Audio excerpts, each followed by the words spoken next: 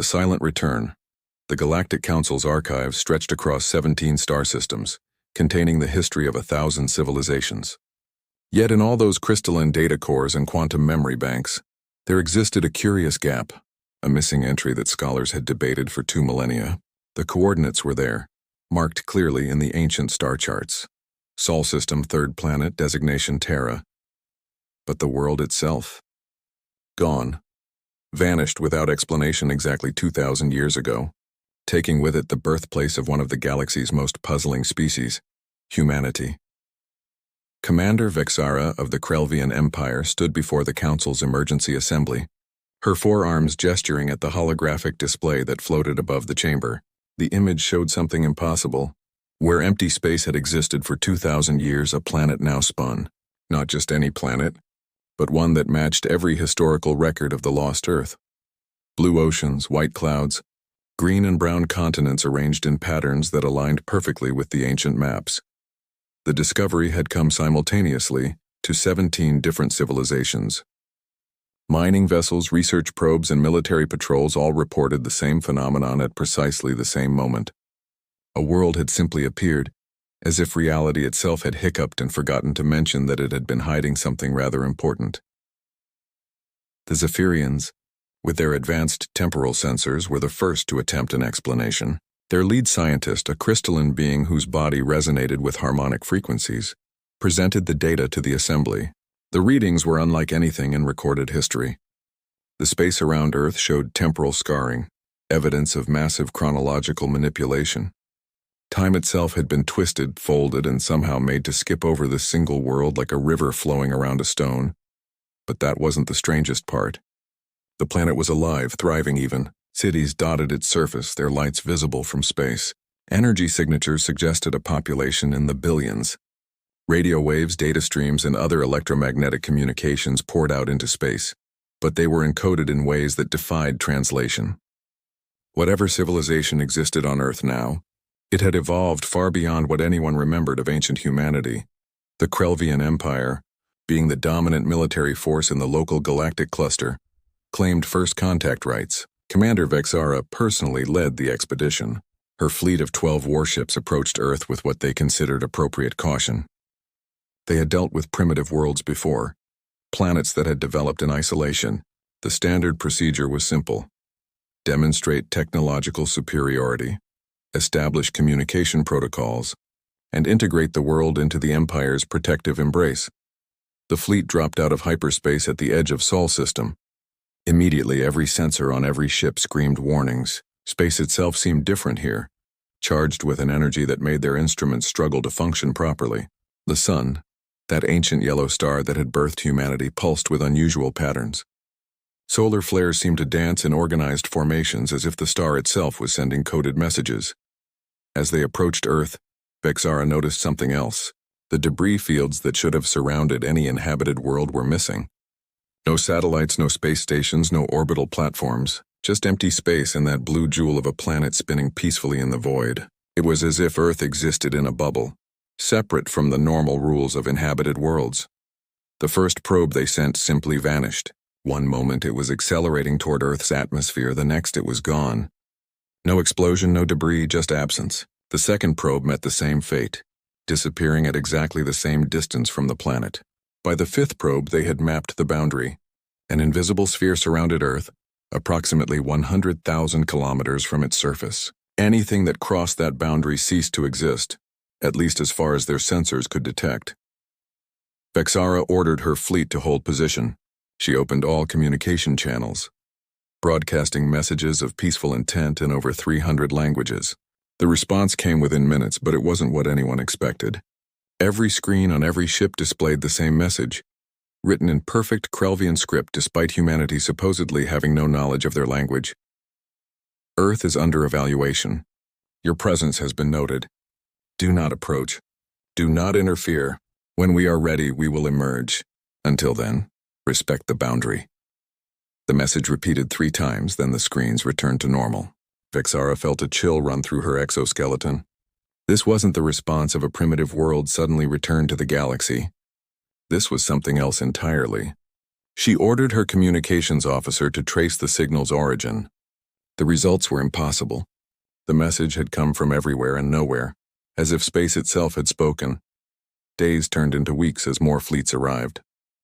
The Zephyrians brought their science vessels. The Morlock Collective sent their hive minds. Even the ancient predecessors, who rarely involved themselves in galactic affairs, dispatched observers. Earth had become the focus of the entire galaxy's attention, yet it remained silent except for that single message. Then the beacons activated. Across the galaxy, on worlds that had been colonized by humans before Earth's disappearance, ancient structures that had been dormant for millennia suddenly came to life. These monoliths, which most had assumed were monuments or religious artifacts, began broadcasting. The signals were identical, synchronized, and impossible to decode. But their activation pattern was clear. They formed a network, a web of communication that spanned the galaxy with Earth at its center.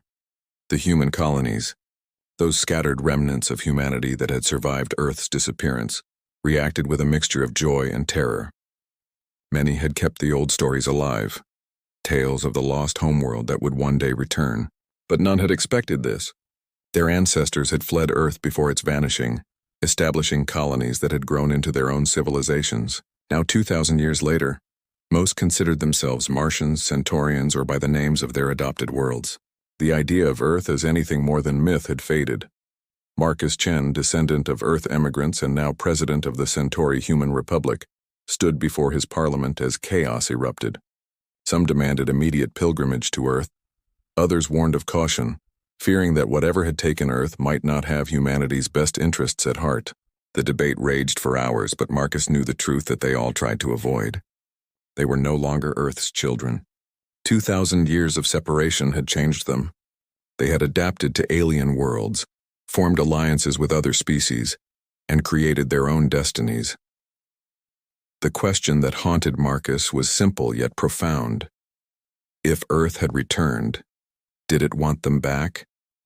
The galaxy held its breath as more fleets gathered around Sol System. The invisible boundary remained impenetrable, and Earth remained silent except for its repeated warning. Scientists worked frantically to understand the technology that could hide an entire planet for 2 millennia. Military strategists planned for every possible scenario, from peaceful reintegration to hostile invasion. But perhaps the most unsettling development came from the archaeological teams studying the activated beacons. As they decoded fragments of the transmissions, a pattern emerged. The beacons weren't just communicating with Earth. They were communicating with something else, something that existed in the spaces between stars. And whatever it was, it had been waiting for Earth's return.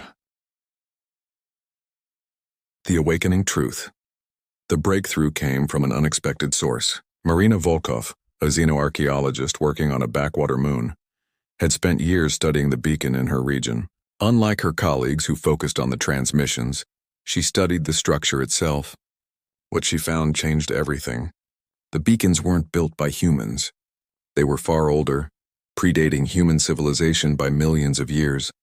But they had been modified, adapted by human hands just before Earth's disappearance. Marina's discovery rippled through the scientific community like a shockwave. If the beacons were alien in origin but modified by humans, it suggested that humanity had found something, learned something, in those final days before vanishing. The implications were staggering. Earth hadn't randomly disappeared. It had been deliberately hidden, and humanity had been involved in that decision. The human colonies began to organize. Despite their differences and the vast distances between them, they formed the Terran Heritage Alliance. Their goal was simple: pool their resources and knowledge to understand what had happened to Earth and why it had returned. Ships from dozens of human worlds converged on Sol System, joining the alien fleets in their vigil. Among them was the TSS Remembrance, commanded by Captain Sarah Kim. Her crew was unique, a mixture of humans from different colonies, each carrying their own traditions and mutations from 2 millennia of divergent evolution. Some had adapted to high-gravity worlds with denser bones and stronger muscles. Others from low-gravity stations moved with an ethereal grace. Yet they all shared one thing: the dream of seeing Earth. As the Remembrance took its position among the waiting fleets, something changed. The boundary around Earth flickered, just for a moment, but long enough for every sensor to detect it. Then, without warning, a ship emerged from Earth's protective sphere. It was unlike anything in the combined databases of 100 civilizations. The vessel seemed to exist in multiple dimensions simultaneously, its form shifting and changing as if it couldn't quite decide what it wanted to be.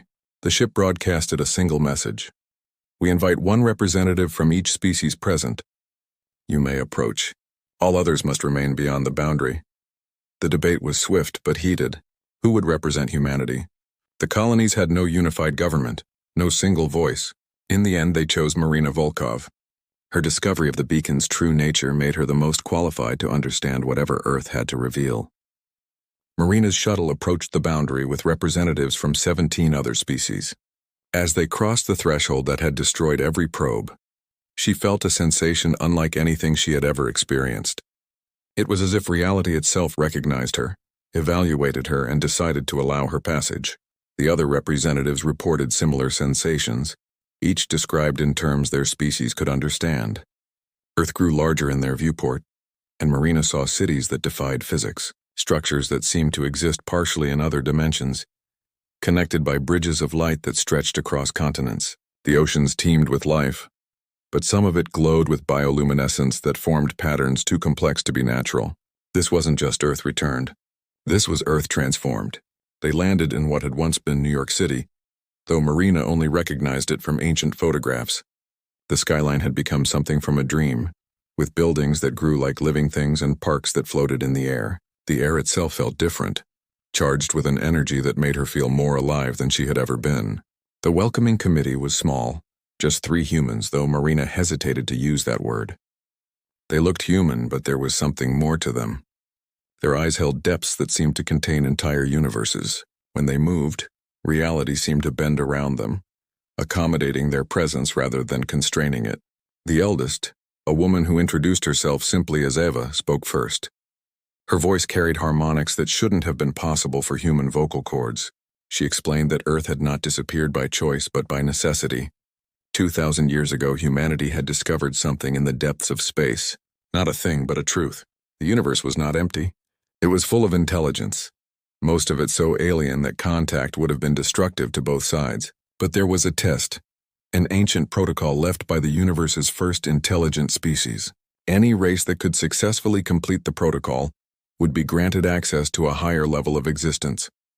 The catch was that the test required absolute isolation.